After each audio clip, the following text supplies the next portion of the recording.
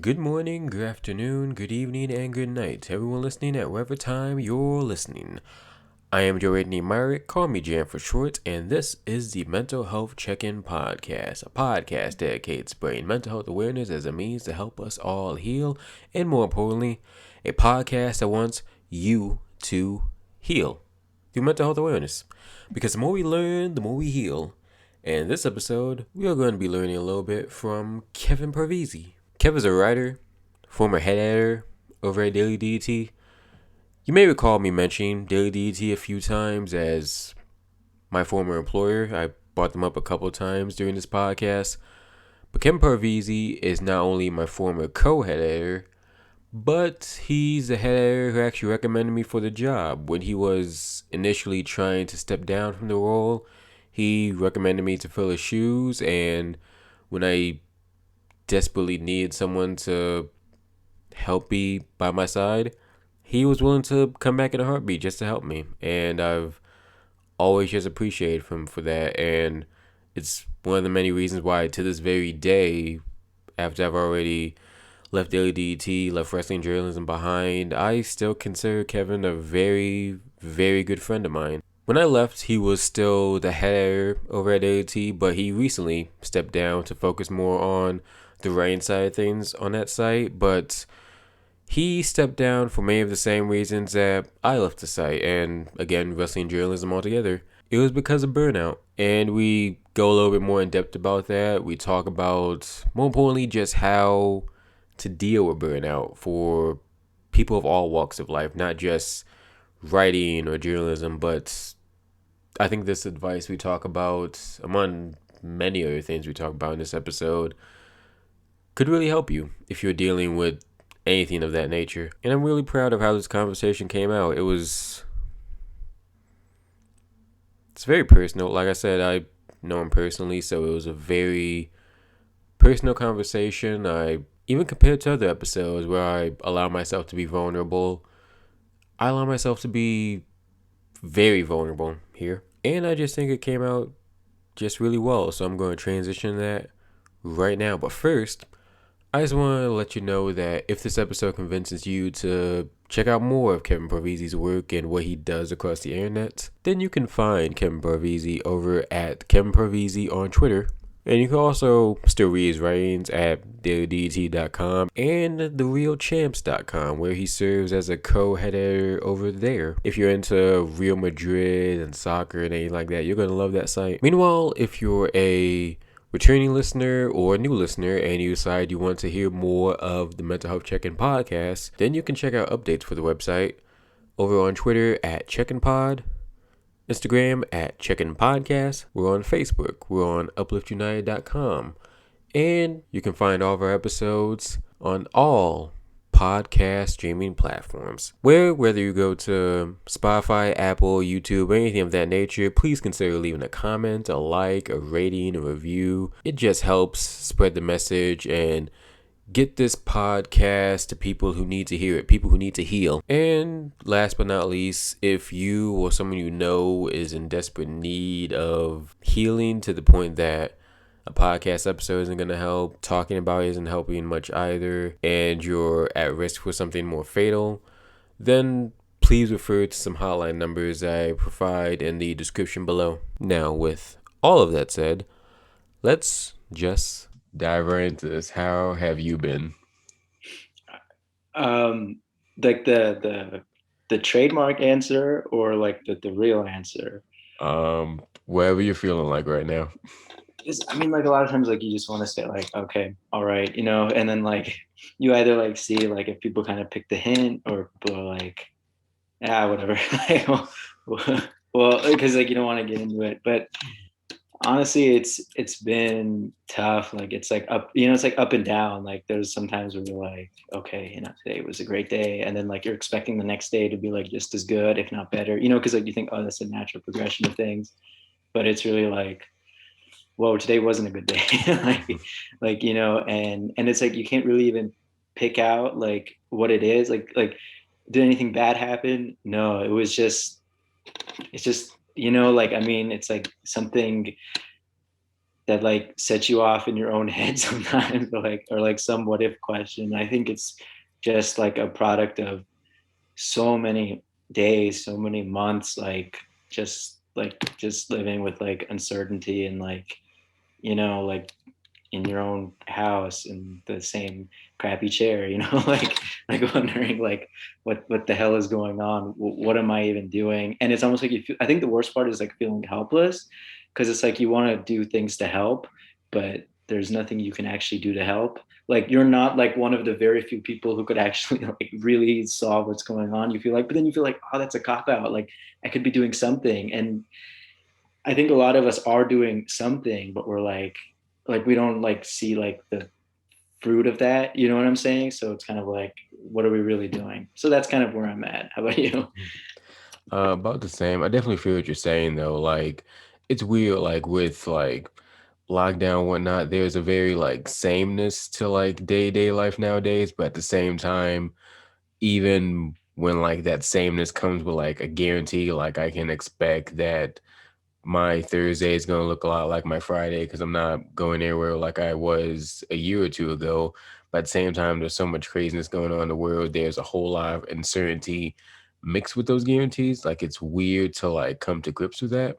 And like on your point of like you don't really know what to do. It's kind of like what can you do? You know, there's so many problems in the world right now. It's hard to even if you do have some solution, like it's hard to really find your I guess your thing to like find a way to help people because there's so much to do, you know?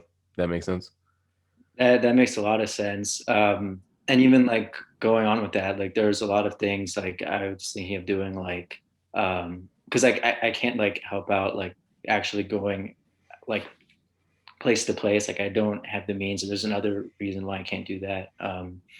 Because of like who's in my house, stuff like that. So I want to like help online, but the thing is, I'm so like fatigued from being online all the time, just from work and stuff like that, which is something I have to do, right? So it's like um, it's that fatigue as well. Like there's it because it's like how helpful am I going to be in like all phases if I'm like burned out, which is where I was getting at, like towards the like winter, like I was just getting like, because like the months and months like take a toll on you, and like at some point you kind of have to be like, well, this like I know we're like living in like a crisis point, but like there's got to be like some like sort of balance, you know what I mean? Yeah, totally. And like I'm kind of glad you said that because like the more I'm thinking about it in my head, I never really thought about that, how like just like being on a computer so long, like you do get burnt out like that. Like not a lot of people talk about that. Like you kind of get tired if you spend 10, 11 hours on the computer straight every day. And it's the same type of tired you get if you're going outside working a 9 to 5 at an office job. Like and like it's even harder with like if you work from home because you don't clock out like you were an office job. Like you could if you're like me and you just kind of like keep going until wheels fall off, you might work from say when you wake up at 7 a.m. to like midnight or 1 a.m. like without cut off points because you don't really have that cut off point. Like it's very easy to get burnt out that way. Yeah, definitely. That's something that I've been struggling with, and especially and talking to other writers as well. I think like for a lot of creators it's really tough too, because like it's there is like there's somewhere you can have like the kind of clock out even working from home, like if like it's like a company or something, but when it's just like you as a creator, like what you create is like what you do, what you get. And of course in like a very capitalistic society and economic setup, like when you're like production is that like intrinsically tied, like it's like you end up like guilting yourself if you're like not as productive as you should be, like, oh, I'm just sitting at home, that sort of thing. Like it kind of gets in your head, and like that that's like a bad way to think, that that's not like rationally correct, it's going to set yourself up for failure, but you can't help it because like it's almost like we've been like conditioned really for that. And in some ways it kind of is like a sad like reality that like if you're not like like doing as much work or whatever, you're going to get less, and then it just ends up in this vicious cycle. And that's another tough thing. Yeah. Absolutely. And even outside of like the creative perspective, outside of just like work, like I see a lot of people saying that like during this time, this is time where you get creative and like you write that book, you write that manuscript, blah blah blah. And like people, I feel like people who say that don't really understand like the gravity of like the whole situation. Like it's you technically speaking, you do have that time, but you're so burnt out from just life, it's hard to dedicate yourself to stuff you're passionate about. Like there's in just the last year alone from when everything first hit the fan, like there's a lot of trauma that people are dealing with. And when you're dealing with trauma, you don't really feel like writing that script and writing that book. And I guess I say that to for anybody listening that if you don't feel like writing that book, for example, like it's okay. Like it's okay to just take a nap or just take a rest when you need to. It's easier than just letting yourself get burnt out. Does that make sense? Yeah, it makes a lot of sense. I think there are a couple of things like with that kind of like, oh, this is the time to write a book, stuff like that. First of all, that comes from like, and I'm a very privileged person. I've been very lucky through this um, pandemic, to be quite honest. So I want to say this. It comes from like people saying that it comes from a very ignorant, privileged place that everyone can have that capacity to be creative at this time. You know what I'm saying? And like, and I think even for most people who have a level of comfort right now, it still is tough to be creative because of all the problems going around. Like how can you have like a creative, relaxed mindset right now? I mean, we're producing something that, and especially for me, I've still been writing, of course. I feel like it's been, and I mean this honestly, like I don't want anyone to tell me, oh, whatever, you're being too hard on yourself. I mean this honestly, like my impression of my own work is this is the worst work I've produced, but I'm not beating myself up for it. I just know that like I can't, you know, be at my best right now. You know what I mean? And that's okay. I mean, I'm just trying to be good enough for tomorrow, so Yeah, totally. And like I even like relate to you like on that level too. Like there was a lot of points, even like to some aspect, even right now, like there was especially like way back in the day, like whenever I'd write something, I'd feel like it was the worst thing ever. Like my process was always just like because I know like I have that ingrained in me, I would just like push on and I guess like what's the word? I guess like hype boosters from other people telling me, "Oh, your stuff's great." Like that kind of helps on some level, but like at the same time, it's like the only way I'm going to get this done is if I get it done and push it out. Like I'm still going to have that ingrained feeling until other people see it and they say, "Oh, this looks good." And I'm like, "Oh, it maybe it's not that bad after all." But it's part of the process, I guess. yeah, it definitely is. I think also with what I was saying, it's like maybe my own impression of it is too harsh, but I think it's also like it's kind of like hard to feel like fully confident in like your effort. I feel like confidence is even more shaky now. Um, and I wonder if some of that is because like we're spending more time on our screens. I think like at least statistically, like I am, like my phone always tells me, and I get mad. I'm like, dang it, like why are you telling me this I should turn off that notification or whatever. But it's true, and like a lot of that screen time is on social media, which is like inherently like a great way to have you compare yourself to other people in ways that are uh, flattering someone else and not necessarily yourself, or ways that kind of shake your confidence as a writer. Like, for every like 10 good comments, you'll remember the one bad one like 100 times more. And I think there's another corollary to that. I think people who are upset are more likely to leave feedback than people who are happy. But if when people are like happy with what you did, or like they accept it as, oh, they did their job, like it's a like, which at some point, like if you're used to, because your brain works like this way, right? Like if you're used to like getting like 10 likes on something and you get five, well, five was still good. Five people liked it, but it was less than 10. So now you think like, oh, I did bad. So like the people like if you're used to like a certain level, a little lower, so that hurts your confidence, even though it's fake. It could just be the algorithm. It could just be, no one knows about that topic or something, but in your head you're like, oh God, it was terrible. Like, Yeah, it's funny how that works because, like you said, like there have been so many articles I put out where, like, if I don't get a big response, I'm kind of like I'm bummed out because, like, oh, nobody cares about it or nobody liked it. Nobody liked it enough to even bother saying they hate it in the comments. But then, like, if I get enough like criticisms, like the ones was a point where, like, I would rather get criticisms than like positive response, because if I get the positive response, usually it's just, oh, good job, good article, this, that, and the third. But the criticisms, I feel like, oh, I can expound on the criticism, I can learn from that. Then there was like the whole other level of criticism where it's just like, this sucks, this is terrible, it's not constructive at all. But it's like, I don't know, it's like it's a weird like ebb and flow type of thing. yeah, it is. Because it stinks. Our brains go off of this thing called like our reward has to be better than expected.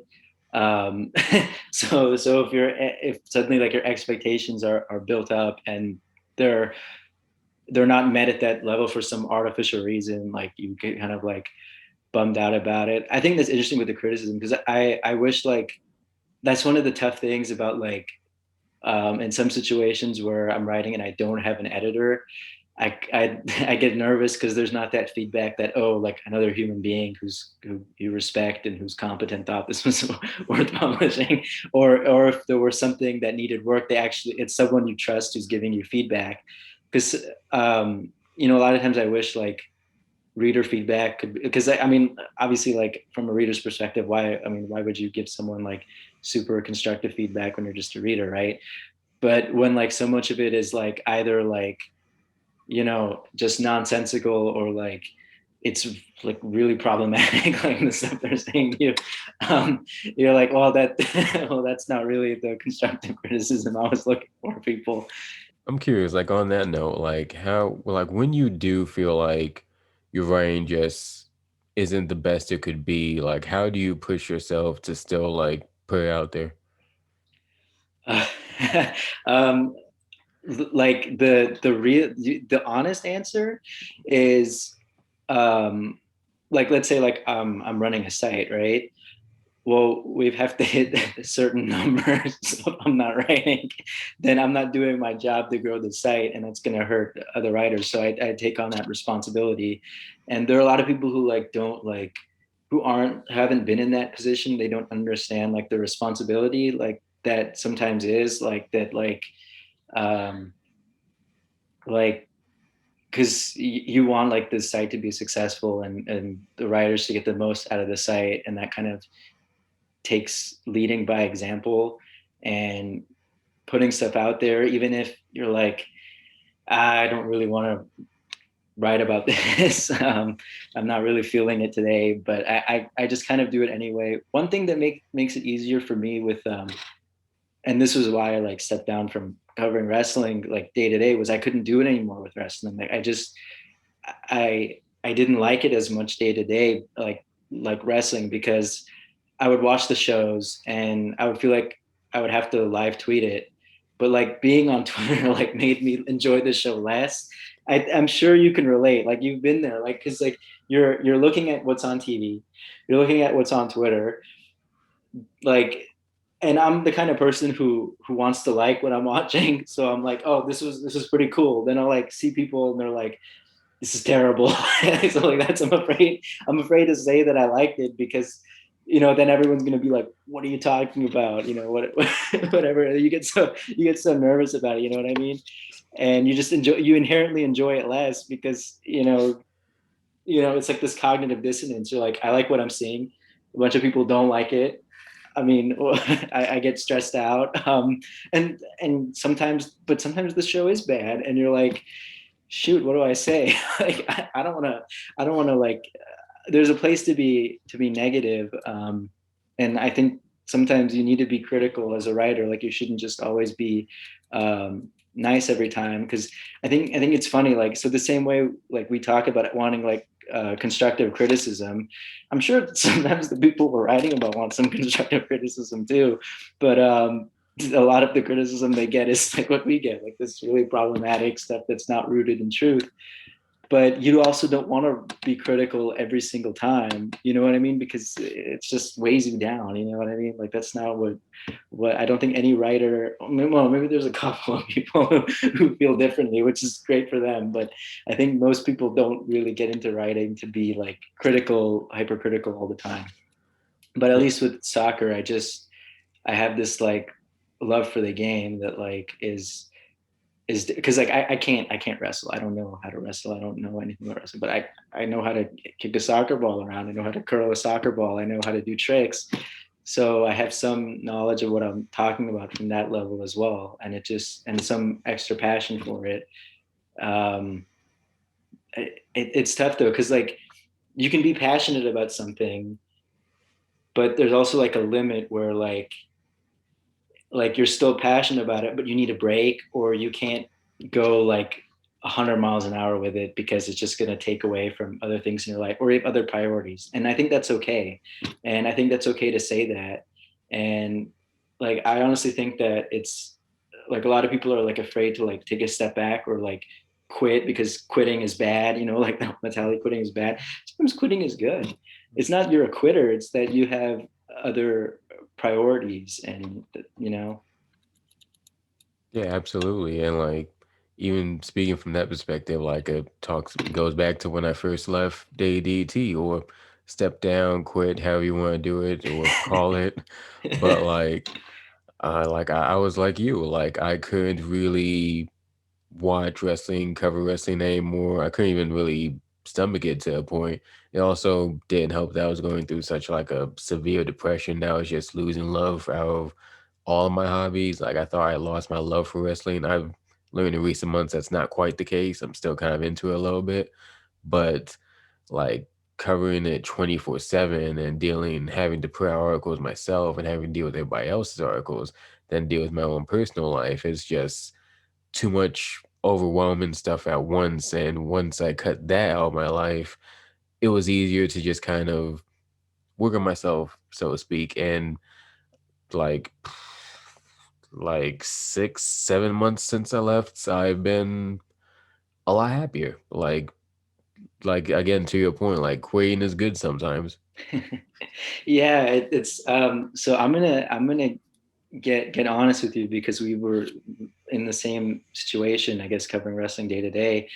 um you know, it was getting to a point where I used to consider myself like great at, you know, what I was doing, you know, like honestly, like I was really good, and like there's like proof of that. Like there's actually like evidence that I was good.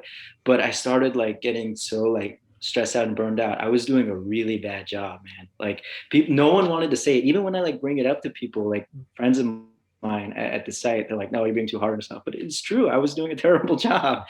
Like compared to like the standard I had set. And it wasn't like I was being like lazy or I like magically got worse or I declined or something, you know. It was like I just wasn't as into it, and it was getting to a point where like this was when I knew, like, because I didn't want to make any rash decisions because I've made rash decisions in the past, you know. So I didn't want to do anything again. um, but you know, I knew like it was like time to say, hey, okay, let's like it's going to be better for everyone if I move away, like, and I mean for everyone, even if no one wanted to say it, like it was true.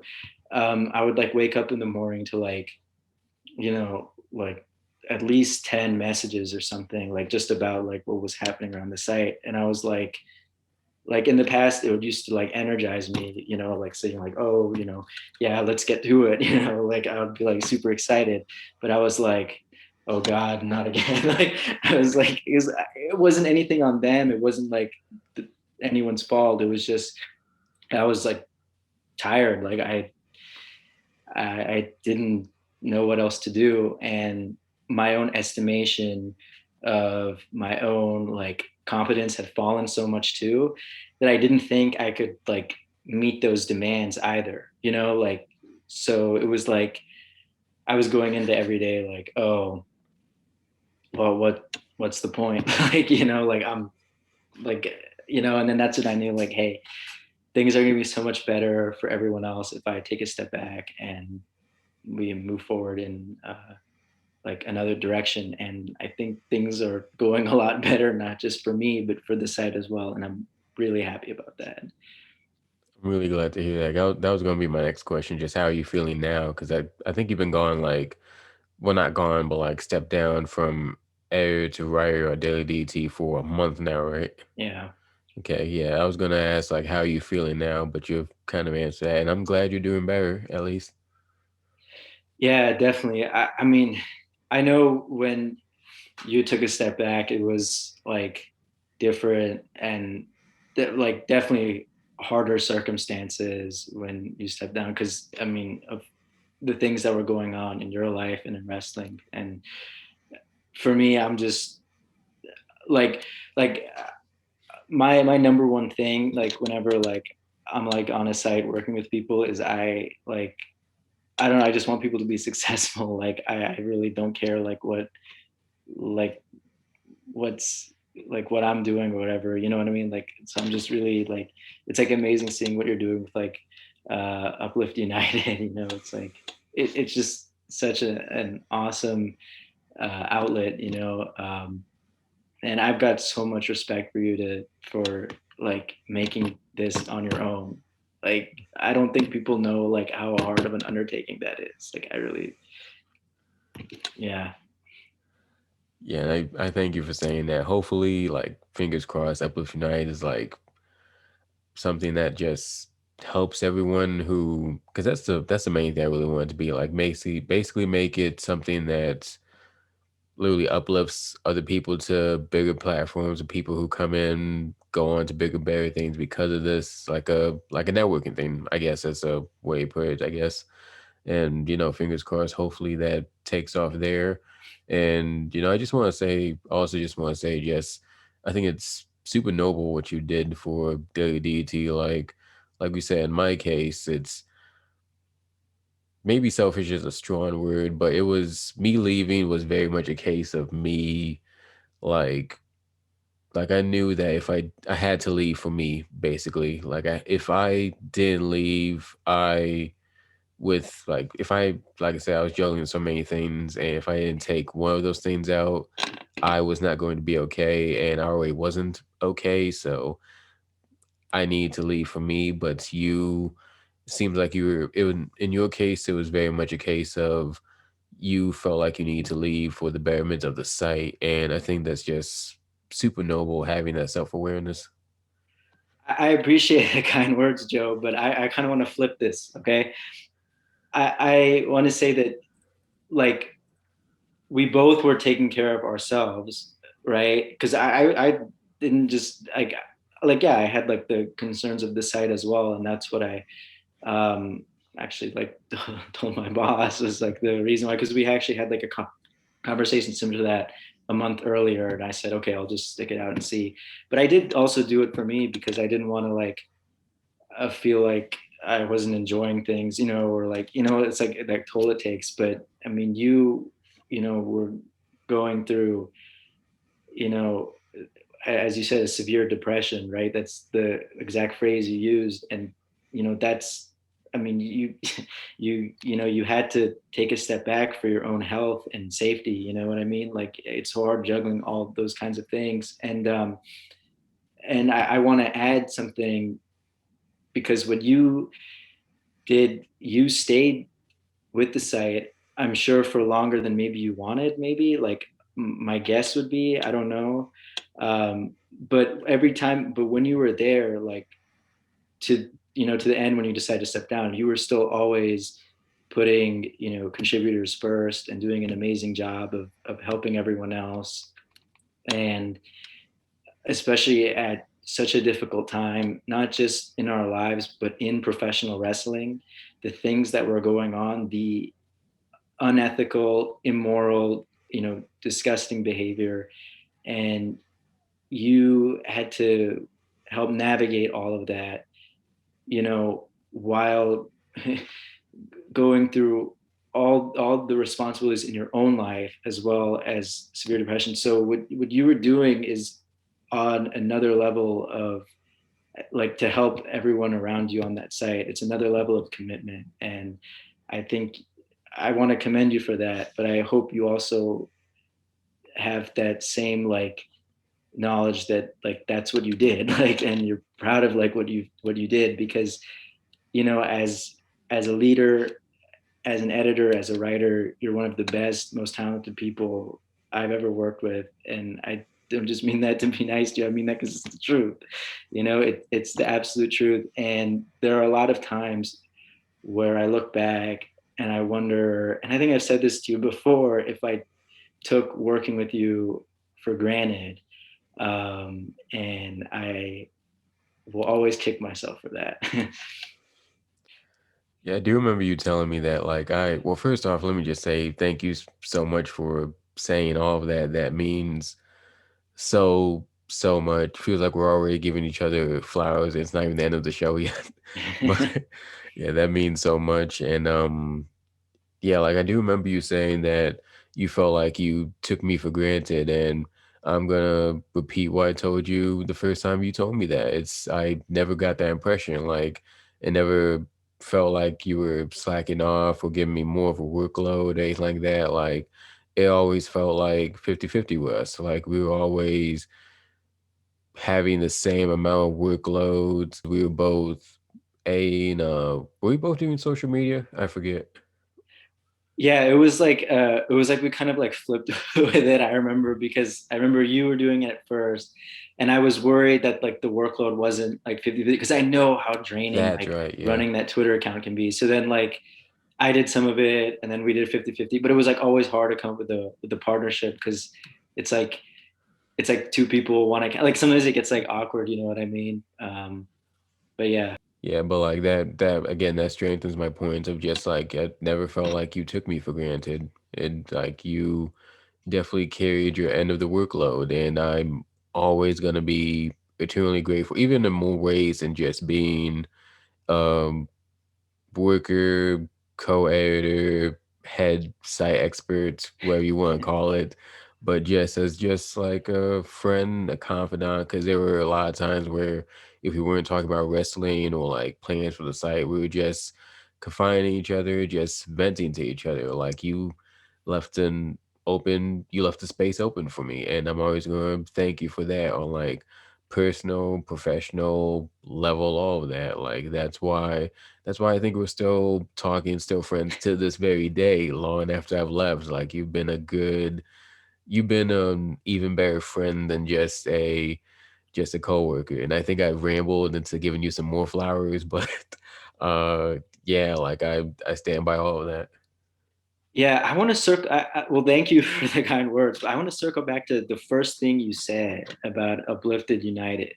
So you said you wanted it to be like a platform for like other writers to shine and things like that. And I always think like for most people, I always think like that's like the number one goal, right? Like I feel like because that's the first thing you said, and that's your like main goal, like first above anything else.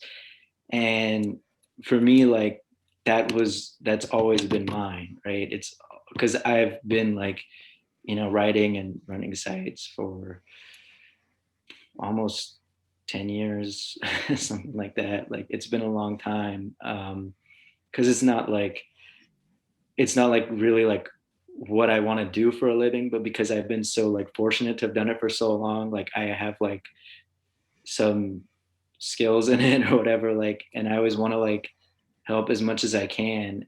And I think there are two things though that like kind of make it like tough, like um because I'm always worried, like, am I doing enough for the people around me? Like that's like, and I don't know if you have the same question in your head, but I always feel like that's like the number one question I always ask myself.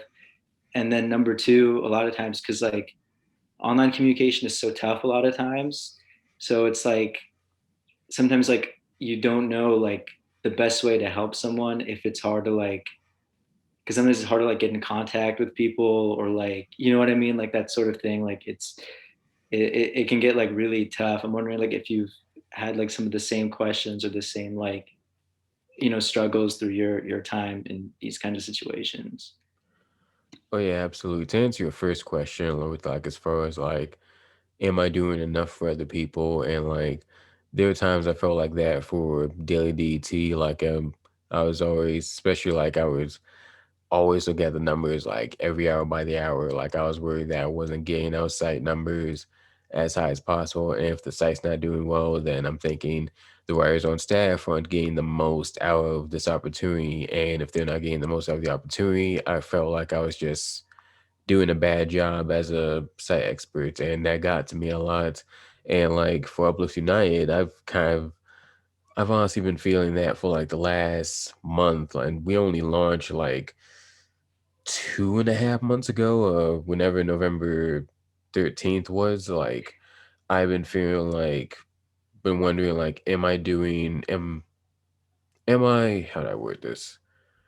Am I doing the best I can for the people in the podcast network as far as like not just promoting everybody's shows, but just getting everybody exactly what they need and make them 100% comfortable and doing the most that they can get the most out of content creation to make them get excited about creating content rather than just make it this monotonous weekly thing you gotta do because you're so deep into it. It's yeah, like that's been plaguing my mind a little bit for the last month. And as far as just like the online thing, it's like that's I've been thinking about that since I really launched because like I felt like with COVID, like there haven't been as many opportunities to like do as much as I can with the brand as I want to. Like I still have plans to like open up a studio, for example, but I can't really open up a studio when like so many studios are closed down, or at least locally near me at least. And like it's got certain setbacks, like certain plans I have. So like I kind of want to say, oh, like when things calm down a little bit, I can really get things going. But like there's always that question over in my head of what do I do now? What can I do now in an online capacity, and that becomes tough. And also even like communication, like going back to Daily DT, like even going back to what we are talking about with criticism, like it's tough to give criticism online because I feel like with me at least, I think that when you type something out or when you read something, you read a tone that comes with it. Like you may just be saying something and it's just no tone to it. It's no you're giving more feedback than criticism, but it could read off as a criticism, and that's always like a worry of mine. I really rambled a lot again, so I hope that makes sense. Makes a lot of sense because I'm thinking of so let's say like you're giving someone like feedback, right? And like I don't know, it's first thing in the morning, you haven't really eaten anything yet, and you just kind of like you have to throw something up quick, and you just send out some criticism and whatever. Well, not criticism, but feedback. But it's like critical feedback, constructive criticism, right? And like you didn't really like it's early, so you didn't really like take like a lot of care to like look at your own like tone or voice, or whatever. And you send the other person, and the other person they get it back. Maybe a couple hours later, they're not having a great start to the day, right? Like I don't know, like something's been going on, and they see your message and they're like, oh man, like like they look at it, you know what I mean? And like they would have read it differently if like, like if their like mood like reading that was like different, you know what I mean? Like they, it's like it's one of the tough things because like when you talk to someone in person through video, whatever, like you can like see their mood, you can like match their mood, and like we do this thing called mirroring, right? Like our neurons literally do that. And so like it's easier to like have things come across, and like the setting, like like okay, like they're not like mad at me, like they're just trying to help. And then you as like the critiquer or whatever, the person giving feedback, like your frame is like shifted there, right? But like online it's just a bunch of words, and there's like a delay in time between like when the message is read and not, and it makes for a very unique, often kind of tricky environment. super tricky. And like in like my case too, like tone is already like a difficult thing for me to manage just because I'm autistic. So like tone can be difficult in that regard. Like you've seen me ramble just now, like I probably run for like 5 minutes straight. It's just me talking, but like I type just like how I talk. Like I if I talk for 5 minutes straight, I might type to you and like, and it's gonna look like an essay. Like I don't mean anything by it, but that might look a certain way if somebody's not trying to read an essay right now. No, you don't ramble at all. And actually, it's funny. So sometimes people apologize to me for sending me like a long message, but I don't know why they apologize, because I like that, because it shows that the other person like put a lot of thought into it and cared. And then I still like it if they send a short message, because then maybe they don't want to send me a long message. So I try and see like the positive with whatever message I get. Like I'm just happy you messaged me back. I'm just, you know what I mean? Because and I understand where people don't message as well. Like people are busy, stuff like that. So that's why I appreciate the message even more, because hey, I know that the other person is busy. But it's tough because like when you're talking like face to face, you can use your facial expressions, show that like you're appreciative, or something like that. But like, when like someone sends you a message, I always do try and say, hey, I appreciate the message or whatever. But sometimes like uh it feels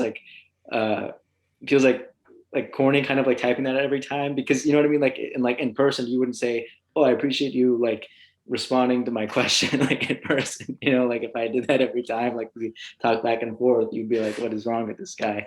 But sometimes with like with like messages, it's hard to do that. And like emojis are not a replacement for facial expressions. And um it's kind of funny. So when we like type, right, like we're not talking, but it's all verbal communication, right? There's no not there. I mean, there is like with syntax stuff like that, but like there's very little like nonverbal communication. And so much of like how we talk and relate is nonverbal. And I think that's another issue that comes into play when it comes to like communicating online. And then of course, especially with social media, which and Twitter is its own like kind of its own little world. Yeah, 100%. And I don't know how to move on from that. Like I can't think of anything to say right now. Well, I'm sorry about that. I didn't leave any natural segue. No, you're good. You're good. Honestly, like if nothing else, like I feel like we can talk for like another hour, but like I try to keep these short too. So like maybe that's a sign that like now is a good place to like end it or something like that. But like I guess before we end it, like is there anything we haven't covered that you want to talk about? Be it advice, things you want to say, to people, anything like that? Oh, I'm always worried about giving unsolicited advice, especially as a man, right? No, I don't know. Like I think just the one thing I would say is like it's okay to want to be happy and do things for yourself. And I think another thing is like, and this is more like a note for me, like, but I think maybe there's some people in the same boat, but just like, you know, try and like let people know who are around you how much you appreciate them, even if you feel like it goes without saying. Like I think it means a lot to people, especially right now. I just know like scrolling through my own like Twitter feed, because it's like the way to like keep up to date with like what like my, I guess you would call them colleagues, and but more so like friends are up to.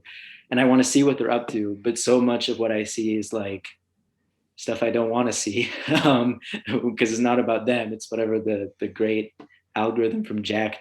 His name is Dorsey, right? Whatever Yeah. his great algorithm is showing me for this day, who's getting dunked on today, who's the main character, right? Um, but I think that's all the more reason, I guess, like to put out there like what I want them to see, and like to know that like I'm aware of like what they're up to, and that I'm hoping that they're you know doing as well as someone can be doing right now. And I hope that, and I want them to know, like, even if like things aren't going so well, that like I've got their back, you know, it's like that sort of thing. And I think that's something for me to do a better job of. And that's something I think we can all like maybe play a role in doing, because you don't get to give someone that big smile, you know, when you see them in person anymore. I completely agree with you there. I think somebody's going to take that in really well too. And more than anything, I thank you for coming on this podcast. And more than anything, it's time for me to give you flowers too, like in case we never speak again for whatever reason, which very unlikely. That's why you're laughing, but like it's I don't know. I gave you flowers earlier, so I don't know what else to add to that. So I'll just try to give a nice summary. You're one of the kindest, smartest, most what's the word? I guess self-aware people that I've ever met, be it in real life or online. And you've been a great friend to not just myself, but a lot of people. You're willing to just stick your neck out there for so many people. And just like where I am in my career now, I think you played a big part in. Like you gave me one of my first big paying jobs, and now I'm running my own website. Like that's I don't know if I'll get nearly as far without your guidance, your maturity, and all the great qualities you have as a writer and as a person that I think, or at least I hope, rubbed off on me. So I thank you for being there for me when I need you as both a friend and a colleague. And again, thank you for coming on here. Thank you so much for the kind words and for having me. If your goal was to try and make me cry, you almost, you almost did. No. But you know, I just want you to know that all those things like you praise me for, I want them to still be true a year from now, 2 years from now, 5 years from now. Like we don't work together at the same site anymore, but that doesn't mean I stop supporting you or that I'm going to stop helping you, because I really, really want you and Uplift United to succeed. And I don't want you to feel like you're ever bothering me or anything. If you need anything from me, any help, anything, you know where to find me, man. Like, you know me, I'm not one for like unsolicited advice or anything, or unsolicited whatever, but um, if if you need something, just let me know, man. I got you. Like there's no expiration date on my help or my support for you, because I really believe in you. I know how good you are, and I'm not just going to say those things. I'm going to show my belief in you in some tangible way. I never want to be the guy who just says nice things but doesn't actually back that up with like real tangible support. So if there's anything you can think of anytime, I mean, anytime, I got you, Joe. Thank you so much. And Dale, the feeling's mutual. Now you're gonna make me cry. Thank you. uh, thank you so much. I didn't give you flowers, man. I gave you onions. That's what I gave you. uh, thank you for the onions.